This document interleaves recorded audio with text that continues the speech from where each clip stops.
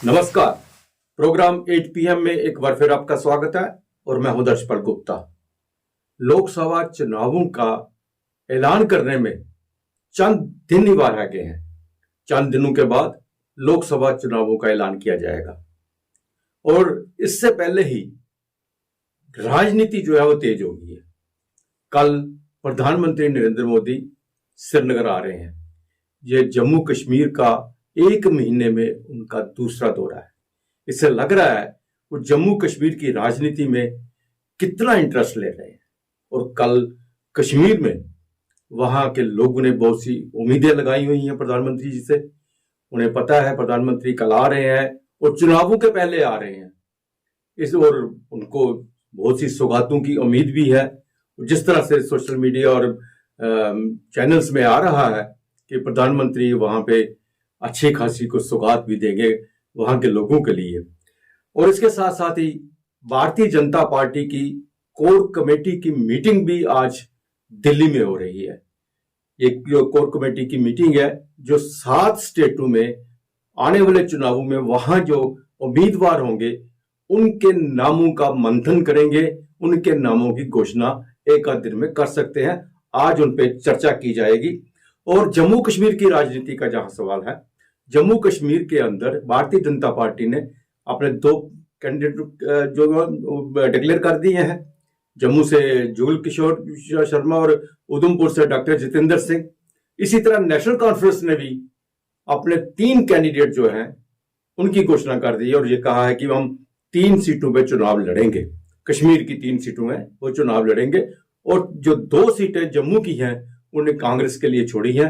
और उसके साथ साथ जो लद्दाख की एक सीट है उस पर भी कांग्रेस को कहा है आप अपना प्रत्याशी खड़ा कर सकते हैं। लेकिन कांग्रेस अभी तक मीटिंगें कर रही हैं, प्रत्याशी की घोषणा नहीं की गई है जम्मू में कौन होगा। लेकिन चर्चा बहुत तेज है इस वक्त कि जम्मू के जो लोकसभा चुनावों में जम्मू क्षेत्र से जो भल्ला है, रमन भल्ला जो मंत्री रहे हैं और पिछली बार भी उन्होंने लोकसभा का चुनाव लड़ा था और हो सकते हैं वो एक बार फिर लोकसभा के चुनावों के लिए जम्मू से उनके नाम की घोषणा की जाए। तो जहां तक उधमपुर का सवाल है, उधमपुर में अभी तक उनकी बातचीत चल रही है लेकिन कोई भी नाम सामने नहीं आया। हालांकि बलवीर सिंह का नाम सामने आ रहा है लेकिन बलवीर सिंह का नाम भी पूरी तरह से वो उछाल नहीं रहना था, सोशल मीडिया पर आ रहा है, ना ही पार्टी की तरफ से निकल रहा है। हालांकि उनकी कोशिश ये है कि किसी न किसी तरीके से जो चौधरी लाल सिंह है वो जहां तो कांग्रेस में शामिल हो जाए या गठबंधन में मिलकर उन्हें जो वहां पे चुनावों में खड़ा किया जाए। लेकिन इस बीच में गुलाम नबी आजाद की जो पार्टी है उन्होंने अपना कैंडिडेट जो है उधमपुर से खड़ा कर दिया है, जीएम सरूरी को। जीएम सरूरी जैसे हमने सुबह भी बताया था विधायक रहे हैं, मंत्री भी रहे हैं और उनका अच्छा खासा प्रभाव है अपने क्षेत्र में। लेकिन सबसे बड़ी बात यह है कि कांग्रेस ही होने के नाते कांग्रेस में सारी उम्र रहे, कांग्रेस से बाहर आए हैं। और गुलाम नबी आजाद ने भी जिस तरह से लोकसभा में विदाई के वक्त प्रधानमंत्री से वो इमोशनल हो गए थे और उसके बाद आके प्रधानमंत्री की तारीफें कर रहे थे, तो यही लग रहा था ये भारतीय जनता पार्टी में चले जाएंगे। लेकिन भारतीय जनता पार्टी में नहीं गए, उन्होंने अपनी पार्टी बना ली। पहले तो उन्होंने कहा हम एक राष्ट्रीय पार्टी बनाएंगे नेशनल लेवल पर, लेकिन फिर उसके बाद रीजनल की बात की। लेकिन फिर भी उन्होंने अपने आप को जिंदा रखने के लिए इन चुनावों में सरूरी को उधमपुर से खड़ा कर दिया। उसके साथ साथ इनकी जो स्पोक्स पर्सन है सुजाता बशीर, उन्होंने कहा है कि हमने जम्मू कश्मीर और लद्दाख की 6 सीटों पर अपने कैंडिडेट खड़ा करेंगे। अब देखने वाली बात है कि आने वाले दिनों में ये 5 कैंडिडेट कौन से होंगे। गुलाम नबी आजाद ने तो पहले ही घोषणा कर दिया मैं चुनाव नहीं लड़ूंगा। अब बाकी के जो उनके पार्टी के अंदर जो है वो कितने सामने आएंगे और कौन कौन सा कैंडिडेट किस किस क्षेत्र से होगा ये आने वाले दिनों से पता चलेगा।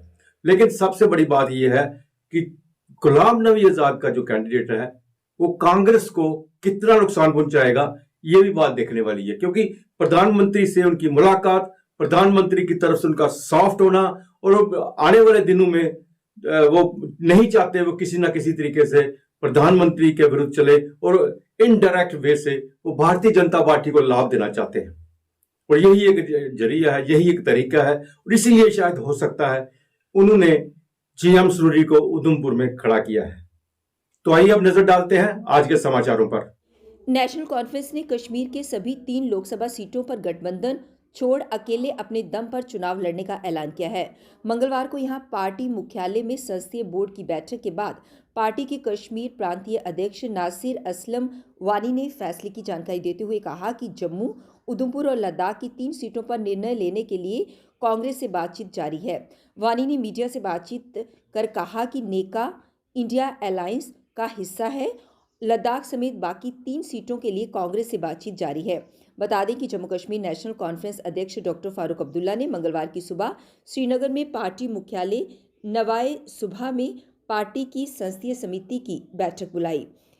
इसमें उपाध्यक्ष उमर अब्दुल्ला, महासचिव अली मोहम्मद सागर, अतिरिक्त महासचिव अजय कुमार सडोत्रा, कोषाध्यक्ष शमी ओबराय, प्रांतीय अध्यक्ष नासिर असलम वानी, रतनलाल गुप्ता, वरिष्ठ नेता अब्दुल रहीम राथर, मोहम्मद शफी उड़ी, चौधरी मोहम्मद रमजान, स्कीना इत्तू, सज्जाद किचलू, खालिद नजीब सरहरवर्दी, मियां अल्ताफ अहमद, आगा सैयद रुहुल्ला मेहंदी, जावेद राना, शमीमा फिरदौस, अब्दुल गनी मलिक बैठक में मौजूद रहे। प्रधानमंत्री नरेंद्र मोदी 7 मार्च को श्रीनगर रैली के दौरान जम्मू कश्मीर को कई परियोजनाओं का तोहफा देंगे। इसके तहत जम्मू कश्मीर में समन्वित कृषि कार्यक्रम देश को समर्पित करेंगे। साथ ही प्रसाद योजना के तहत हजरत बल के समन्वित विकास व सोनमर्ग में स्की ड्रैग लिफ्ट का शुभारंभ करेंगे। इसके अलावा भी कई योजनाओं का कश्मीर को तोहफा दे सकते हैं। प्रधानमंत्री दौरे के दौरान 5013 करोड़ के HADP को समर्पित करेंगे। दक्ष किसान पोर्टल के तहत 2.5 लाख किसानों को उपकरणों से सुसज्जित किया जाएगा। किसानों के लिए डिजिटल सुविधा व मार्केट सुविधा के लिए 2000 किसान खिदमत घर खोले जाएंगे। 67,000 मीट्रिक अक्षमता का कोल्ड स्टोर बनाया जाएगा। इसके साथ ही 2.87 लाख नए आवास व 18,900 इम्प्रोवाइज्ड का गठन किया जाएगा। 13 लाख किसान परिवारों को सशक्त बनाने के साथ ही 2.67 लाख मध्यवर्गीय परिवारों का जीवन स्तर सुधारा जाएगा। इससे पहले 20 फरवरी को जम्मू में आयोजित रैली में प्रधानमंत्री ने 32,32,000 रुपए का तोहफा दिया था। प्रधानमंत्री की रैली के मद्देनजर सुरक्षा के इंतजाम पुख्ता किए गए हैं। साथ ही विभिन्न जिलों से कार्यकर्ताओं को रैली स्थल तक पहुंचाने के इंतजाम किए गए हैं। पूरे शहर को भाजपा के झंडे व होर्डिंग्स से पाट दिया गया है। JKBOAC ने 7 मार्च को होने वाली 10वीं की परीक्षा स्थगित कर दी है। Jammu Kashmir board of school education ने मंगलवार को 7 मार्च को होने वाली वोकेशनल विषयों की 10वीं कक्षा की वार्षिक परीक्षा स्थगित कर दी है। बोर्ड ने कहा कि सॉफ्ट जोन में 7 मार्च को होने वाली वोकेशनल परीक्षा अब 4 अप्रैल को आयोजित की जाएगी। निदेशक शिक्षाविदों ने इस अधिसूचना में इसकी जानकारी दी। इस बीच सुरक्षा स्थिति को ध्यान में रखते हुए लाल चौक और आसपास के कुछ स्कूलों ने भी बुधवार और बृहस्पतिवार को छुट्टी की घोषणा कर दी। जम्मू कश्मीर के मौसम में उतार चढ़ाव जारी है। मार्च शुरू होने के बाद भी प्रदेश के अधिकांश हिस्सों में प्रातः और रात को ठंड बरकरार है। कश्मीर में शीतलहर जारी है। प्रदेश के अधिकांश जिलों में दिन का पारा सामान्य से 4 से 13 डिग्री तक नीचे चल रहा है। जम्मू कश्मीर में फिर से पश्चिमी विक्षोभ सक्रिय होगा। मौसम विज्ञान केंद्र श्रीनगर के अनुसार 6-7 मार्च के बाद 12 से 14 मार्च तक कुछ हिस्सों में बारिश और बर्फबारी होगी। कुछ इलाकों में भारी बर्फबारी और बारिश हो सकती है। यात्रियों को यातायात विभाग और प्रशासन की एडवाइजरी के तहत यात्रा करने की सलाह दी गई है। हिमस्खलन के खतरे के कारण बर्फबारी वाले पर्वतीय इलाकों में लोगों को आवाजाही से परहेज करने के लिए कहा गया है। जम्मू में मंगलवार को दिन में हल्के बादलों के साथ धूप खिली रही। यहां दिन का तापमान सामान्य से 4.6 डिग्री गिरकर 20.3 और सोमवार की रात का पारा सामान्य से 5.5 डिग्री गिरकर 6.8 डिग्री सेल्सियस दर्ज किया गया। बनिहाल में दिन का तापमान 14.6, बटोत में 13.6, कचरा में 19 और भद्रवाह में सामान्य से 13 डिग्री गिरकर 3.8 डिग्री सेल्सियस दर्ज किया गया। लेह में दिन का पारा 6, श्रीनगर में 13, पहलगाम में 9.1 और गुलमर्ग में 5 डिग्री सेल्सियस दर्ज किया गया। कैंसर मरीजों के लिए राहत की खबर है। GMC जम्मू के माइक्रोबायोलॉजी विभाग में अत्याधुनिक नेक्स्ट जनरेशन सीक्वेंसिंग तकनीक पर कैंसर जेनेटिक परीक्षण सुविधा शुरू कर दी गई है। इस टेस्ट में कैंसर मरीज द्वारा परिवार के अन्य सदस्यों को मिलने वाली इस जेनेटिक बीमारी का पहले ही पता चल जाएगा, जिससे पीड़ित को शुरू से उचित इलाज देकर बीमारी से लड़ने के लिए तैयार किया जाएगा। इस टेस्ट में रक्त आदि के सैंपल लिए जाते हैं। इस टेस्ट में अगर मरीज कैंसर पॉजिटिव आ जाता है तो बीमारी उसके परिवार के अन्य सदस्यों तक ना पहुंचे, इसके लिए उनका भी टेस्ट पहले ही कर लिया जाता है। अगर दुर्भाग्यवश परिवार का कोई सदस्य जेनेटिक या अन्य कारणों से पॉजिटिव आ जाता है तो पूर्व में कैंसर बीमारी का उचित इलाज संभव हो जाता है। इससे कैंसर को प्राथमिक स्टेज में ही पकड़ लिया जाएगा।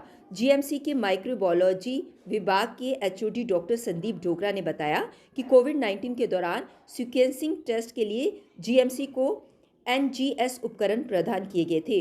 कोविड के लगभग खत्म होने के बाद अब ऐसे उपकरण कैंसर सहित अन्य बीमारियों के परीक्षण के लिए इस्तेमाल किया जा रहा है। इसमें ऑन्कोलॉजी क्षेत्र की पहचान की गई है। एनजीएस तकनीक में डीएनए आधारों आदि का मूल्यांकन किया जाता है।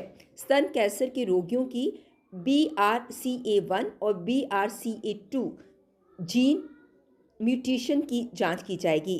BRCA1 और या BRCA2 जीन में उत्परिवर्तन होने से 70 वर्ष की आयु तक किसी महिला में स्तन कैंसर विकसित होने का खतरा रहता है। इसमें 65 से 85% में BRCA1 और 40 से 80% तक BRCA म्यूटेशन जिम्मेदार होता है। जीएमसी के प्रिंसिपल डॉक्टर आशुतोष गुप्ता ने कहा कि इस टेस्ट सुविधा के लिए जीएमसी जम्मू परीक्षण करने वाला प्रदेश में पहला सरकारी अस्पताल बना है। कैंसर में 50% मौतों के लिए मुंह, फेफड़े, सर्वाइकल और स्तन कैंसर जिम्मेदार है। जम्मू कश्मीर में पिछले 5 वर्षों में 55,000 से अधिक कैंसर के मामले पंजीकृत हुए हैं। हर साल कैंसर मरीजों की संख्या में बढ़ोतरी हो रही है। विभिन्न धार्मिक संगठनों ने बुधवार को लद्दाख बंद का आह्वान किया है।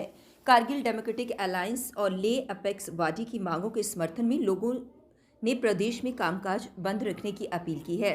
उधर सामाजिक कार्यकर्ता सोनम वांगचुक ने अनशन शुरू करने का ऐलान किया है। इससे पहले सोमवार 4 मार्च को लद्दाख के मुद्दों को लेकर बनाई गई सब कमेटी की गृह मंत्रालय में हुई बैठक बेनतीजा रही। सब कमेटी में शामिल ले अपेक्स वादी और कारगिल डेमोक्रेटिक अलायंस के सदस्यों ने मीटिंग के बाद एक संयुक्त बयान जारी कर इस बात की जानकारी दी है। उन्होंने कहा कि गृह मंत्रालय के अधिकारियों व लद्दाख उपराज्यपाल के सलाहकार संग उनकी बैठक बेनतीजा रही। हालांकि किन बातों पर पेच फंसा रहा इसकी कोई जानकारी साझा नहीं की गई है। बैठक के बाद उन्होंने केंद्रीय गृह मंत्री अमित शाह से उनके आवास पर मुलाकात भी की। इस बैठक से भी ले LAB और KDA प्रतिनिधियों ने इसे बेनतीजा करार दिया। साथ ही उन्होंने ये भी ऐलान किया कि अपने आंदोलन को आगे बढ़ाने के लिए जल्द ही वो लोगों की सहमति से निर्णय लेंगे। वहीं केंद्र सरकार की ओर से अभी तक बातचीत को लेकर कोई बयान जारी नहीं किया गया है। दूसरी ओर सूत्रों ने बताया कि बैठक में छठे शेड्यूल से संबंधित मांगों पर विस्तृत चर्चा हुई। गृह मंत्रालय के अधिकारियों ने कानूनी विशेषज्ञों के हवाले से स्पष्ट किया कि उनकी मांगों पर क्रियान्वयन में से 2 से 3 महीने का वक्त लगेगा, लेकिन ले अपेक्स वादी और कारगिल डेमोक्रेटिक अलायंस के प्रतिनिधि इसे फौरन अमल में लाने पर जोर देते रहे। सूत्रों ने आगे बताया कि लद्दाखी लीडरों द्वारा उठाई गई मांगों को अमल में लाने के लिए कई प्रक्रियाओं का निर्वहन करना होगा। साथ ही उनका संविधान सम्मत होना भी जरूरी है। ऐसी मांगों को दबाव में आकर पूरा नहीं किया जा सकता। गौरतलब है कि सब कमेटी की पहली बैठक फरवरी 24 को हुई थी। इससे पूर्व गृह राज्य मंत्री नित्यानंद राय भी लद्दाख के लीडरों के साथ 2 दौर की बातचीत कर चुके हैं। डेमोक्रेटिक प्रोग्रेसिव आज़ाद पार्टी के अध्यक्ष गुलाम नबी आज़ाद ने स्वयं की पार्टी के पहले लोकसभा उम्मीदवार की घोषणा कर दी है। आज़ाद ने बताया कि जम्मू कश्मीर की उधमपुर डोडा लोकसभा सीट से गुलाम मोहम्मद सरूरी चुनाव लड़ेंगे। GAM सरूरी इस समय DPAP के उपाध्यक्ष भी हैं। गुलाम मोहम्मद सरूरी लंबे समय से कांग्रेस के साथ जुड़े रहे। गुलाम नबी आज़ाद के साथ ही उन्होंने अगस्त 2022 में कांग्रेस से इस्तीफा दे दिया था और DPAP में शामिल हो गए थे। सरूरी 2002 से 2018 तक किश्तवाड़ जिले के इंदरवाल निर्वाचन क्षेत्र के विधायक रह चुके हैं। 2008 में उन्हें पर्यटन, वन, स्कूल शिक्षा, समाज कल्याण और उपभोक्ता मामले और सार्वजनिक वितरण राज्य मंत्री के रूप में नियुक्त किया गया था। उन्होंने 2009-10 तक मैकेनिकल इंजीनियरिंग और सड़क एवं भवन मंत्री के रूप में भी कार्य किया था। भाजपा ने केंद्रीय मंत्री डॉक्टर जितेंद्र सिंह पर तीसरी बार विश्वास जताया है। उन्होंने जम्मू कश्मीर की उधमपुर लोकसभा सीट से मैदान में उतरने का फैसला किया है। भाजपा की ओर से जारी की गई पहली सूची में इस बात का खुलासा हुआ है। साथ ही जम्मू की लोकसभा सीट से जुगल किशोर शर्मा प्रत्याशी बनाए गए हैं। केंद्रीय मंत्री डॉक्टर जितेंद्र सिंह ने पूर्व के 2014 और 2019 के लोकसभा चुनाव में शानदार प्रदर्शन किया है। वर्ष 2014 में उधमपुर सीट पर डॉक्टर जितेंद्र सिंह ने मौजूदा जम्मू कश्मीर के पूर्व मुख्यमंत्री गुलाम नबी आज़ाद को हराया था। डॉक्टर जितेंद्र सिंह को 4,87,369 वोट मिले थे, जबकि गुलाम नबी आज़ाद को 4,26,393 मिले थे। उस समय गुलाम नबी आज़ाद कांग्रेस के प्रत्याशी थे। अब गुलाम नबी आज़ाद ने कांग्रेस से अलग होकर डेमोक्रेटिक प्रोग्रेसिव आज़ाद पार्टी बनाई है। जम्मू शहर के गांधीनगर में एक मेटाडोर में बुधवार सुबह ज्वेलर्स की दुकान में काम करने वाले सुरक्षा गार्ड के हथियार से दुर्घटनावश गोली चल गई। इससे एक व्यक्ति को बाजू में चोट आई। घटना का पता चलते ही तुरंत पुलिस की टीम मौके पर पहुंची। घायल को इलाज के लिए जीएमसी जम्मू ले जाया गया है। बताया जा रहा है कि घायल जम्मू विश्वविद्यालय में असिस्टेंट प्रोफेसर के तौर पर कार्यरत है। पुलिस मामले की जाँच कर रही है। मोहमाया मंदिर के सामने हाईवे पर आज एक दर्दनाक हादसा पेश आया, जिसमें कार PMW DL 6CM 6427 उलट गई। लेकिन गनीमत ये मानिए कि फेंसिंग की वजह से गाड़ी खाई में नहीं गिरी, जिसमें उसमें सवार लोगों की जान बच गई। बापू आसाराम के सेवादारों ने बापू आसाराम के स्वास्थ्य को लेकर चिंता जताई। उन्होंने कहा कि बापू आसाराम ने समाज के कल्याण के लिए बहुत सारे कार्य किए हैं, युवाओं का मार्गदर्शन भी किया है, और अब जब बापू आसाराम का स्वास्थ्य ठीक नहीं है तो उन्हें ना ही बेल मिल रही है और ना ही उनका आयुर्वेदिक तरीके से सही तरीके से इलाज किया जा रहा है। उनके सेवादारों ने सरकार से सवाल करते हुए कहा कि उनके साथ ही ऐसा दोगला व्यवहार क्यों किया जा रहा है। सामने सब कुछ है, बड़े बड़े नेताओं को, बड़े बड़े आतंकवादियों को बापूजी ने इतना बड़ा गुनाह नहीं किया, क्योंकि बापूजी का अभी भी कोई भी केस प्रूफ नहीं हुआ है। पॉस्को एक्ट लगाया गया क्योंकि बापूजी पे कोई भी आरोप सिद्ध नहीं हुआ है। तो हम चाहते हैं कि हमें न्याय मिले, और हमारी सबकी यही गुहार है कि बापूजी को शीघ्र अतिशीघ्र राहत दी जाए और बापूजी को यथा उचित और यथा अनुकूल वातावरण प्रदान किया जाए, जिससे बापूजी अपने स्वास्थ्य से क्योंकि हमें बापूजी की आवश्यकता है। बापूजी देश हित के लिए जो बापूजी ने सेवा कार्य किए हैं, आज तक किसी ने ऐसे नहीं। कल 8 बजे फिर आपसे भेंट होगी। तब तक इजाजत दीजिए। नमस्कार।